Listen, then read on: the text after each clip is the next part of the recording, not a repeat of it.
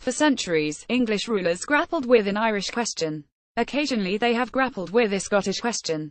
Unrecognised by Westminster politicians, the entire United Kingdom now confronts an English question. As the polemicist and campaigner Anthony Barnett has shown in The Lure of Greatness, his caustic analysis of last year's EU referendum result, the Leave majority was an English majority. Scotland and Northern Ireland voted Remain. Though Wales voted Leave, a Welsh majority for Remain would have made no difference to the result. The May government's hapless attempts to cope with the fallout from the referendum also stem from English preoccupations. Though a modest overall majority voted Leave, no one knows what they meant by their vote. The result is a contorted debate reminiscent of medieval theologians debating the number of angels who could dance on the head of a pin. But today's debaters operate in the goldfish bowl of an overwhelmingly English Europhobic press, driven by social media, which combine to leave a divided government lurching from one approach to the EU negotiations to another. No deal is better than a bad deal, May said in January. In her Florence speech in September she sounded more conciliatory. But changes in the government's mood music don't affect the brutal reality that the UK is set to leave the European Union because an English majority has voted to do so, ignoring the opinions of two of the UK's four nations. The great question is, why? Partly it's that for centuries, myths, memories and rhetoric have transmitted a vision of Englishness of extraordinary power. Two examples stand out: Shakespeare's hymn to England as a precious stone set in the Silver Sea, and Enoch Powell's evocation of the sceptred or, in which St. Edward the Englishman claimed the allegiance of all the English, and in doing so symbolized the unity of England, effortless and unconstrained. It is a profoundly reactionary vision, but emotionally powerful. It conveys the message that England is a special, exemplary, even providential nation, set apart from others. Iconography tells the same story, from the mock Gothic Houses of Parliament to the trooping of the colour on the monarch's official birthday. But the England of Shakespeare, Powell, Parliament and the trooping of the colour is not the only England.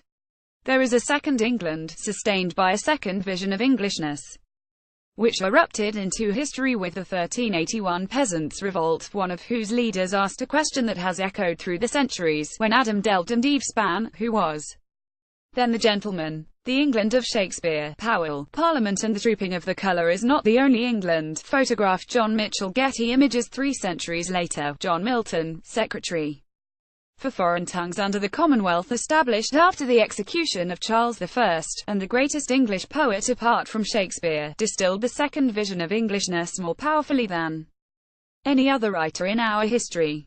Republican London, he wrote, was the Mansion House of Liberty. The argument that the king had a hereditary right to the crown implied that the subject was no better than the king's slave, his chattel, or his possession. In Areopagitica, his immortal attack on censorship, Milton argued that the senses premised that virtue needed protection from vice, was not just false, but the reverse of the truth. There was no merit in a fugitive and cloistered virtue. Unexercised and unbreathed true virtue proved itself in intellectual combat.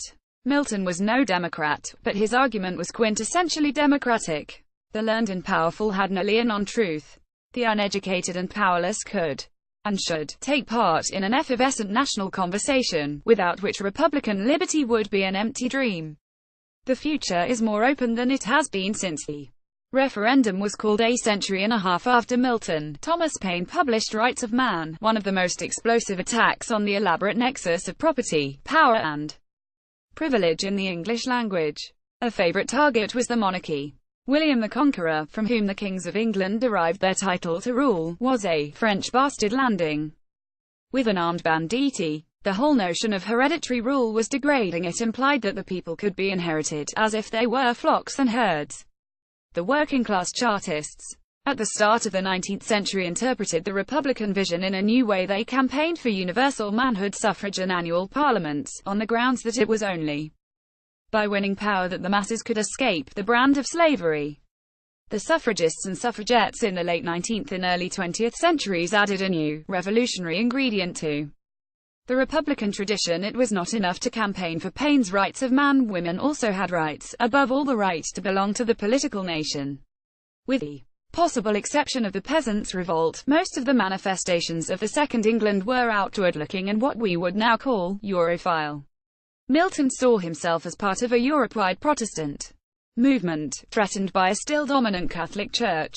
After leaving England for France during the latter's revolution, Paine was elected to the National Assembly despite speaking no French. The Chartist movement ebbed and flowed in harmony with events on the continent. Its final flicker came in 1848, Europe's year of revolutions, when a mass meeting on Kennington Common was overawed by armed police and troops. Many Leave campaigners in the EU referendum were mendacious and irresponsible, but their victory has a deeper significance. The first England defeated the second. It did so because the Leavers had the better tunes. They spoke to the heart, while the Remainers spoke to the head. The Leavers offered a vision of antiquated glory, the Remainers offered a pettifogging list of benefits and costs. Enoch Powell's ghost was omnipresent. John Milton's was nowhere to be seen. Yet there is a glimmer of hope. The Leavers' victory was a one-off. By definition it can't be repeated. Since the referendum, a bemused and uncertain country has been floundering in an emotional and political bog. We know we're set to leave the EU. We don't know what kind of country we shall be, or what kind of country we want to be. As a result, the future is more open than it has been since the referendum was called. The task now is to create a 21st century vision of Republican liberty. Of course, it will be difficult. But it would be a counsel of despair to assume it can't be done. And what a prize it would be success would make it possible to again foster a humane, imaginative and generous-hearted relationship with the rest of our continent. David Marquand is principal of Mansfield College, Oxford University. He is a former Labour MP and previously served as chief advisor to the European Commission President.